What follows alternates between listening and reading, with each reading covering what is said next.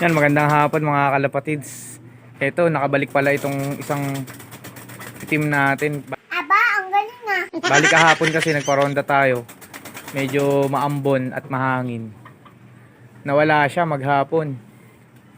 Hanggang kaninang umaga. So time check natin. Mag alas 4 na ng hapon na ngayon. Nandito siya. Saan kaya nagpunta to? Awit sa'yo! Malakas kasi yung hangin kahapon. Tinangay siya. So ayan mga kalapatids, linis-linis tayo kasi maulan. So good luck nga pala dun sa naging pauwian kahapon. Grabe. Sa Matnog yung iba smash talaga. Naging zero clocking talaga yung mga kalapatids natin. Ayan.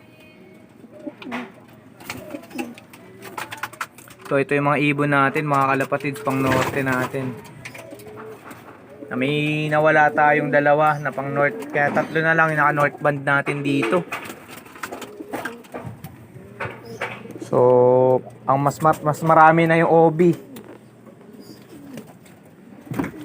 Eto. Winalay na natin pala itong golden natin. Winalay na natin dito kay Saddle. Ayan, solo plate na si Saddle sa kanyang kulungan. Papalitan natin siya ng pares kasi hindi ko trip yung nilalabas na kulay.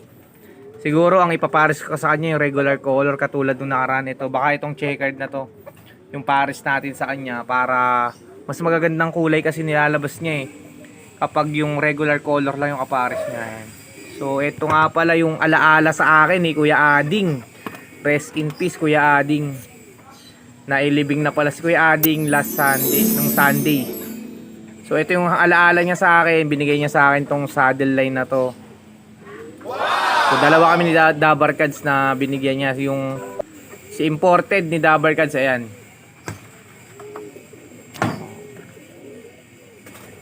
Update tayo sa naka-MacArthur natin. Ito yung naka-MacArthur natin, dalawa. Ayan. Mga netoy.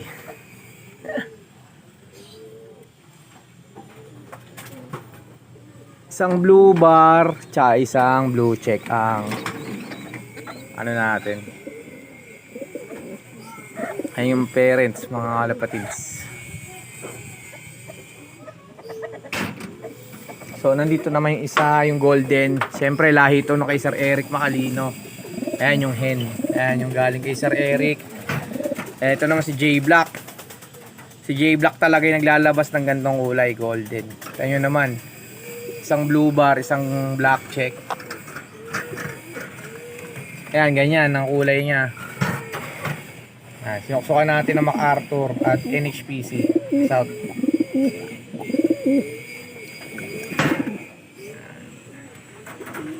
Ito naman tatay ni J Blue. Mayroon siyang isang anak din. Blue bar din, yan. So ito lang mga kalapatids, ngayon lang tayo nakapag-video dito sa loop natin dahil nakakatamad mga lapati pag umuulan. Awit sa'yo! Ito naman yung black family natin. Ito yung tatay ng Tiwi Albay finisher natin. So ito, mayroon siyang anak ngayon. So ayan mga kalapatids, meron nga pala tayong bad news dun sa entry natin sa OLR, sa Alegre OLR. Yung isang ibon natin doon ay namatay. Bakit malungkot ang beses ko? So kailangan natin ng replacement. Binigyan naman tayo hanggang June 30 yung replacement doon. Kaya papadala tayo doon ulit ng ng isang YB. Apat yung entry natin doon. Isang namatay. So nagkasakit daw, nag-text ito yung message ni Sir Russell Baldago, yan.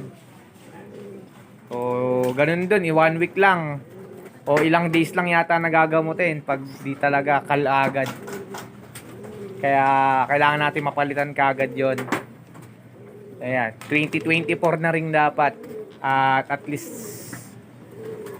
90 days yata yun o 70 days, ganun yung edad ng ibon. Mga 2 months, ganun, maganda. Okay, kaya pupunta tayo doon siguro pagtapos ng medyo maulan na to.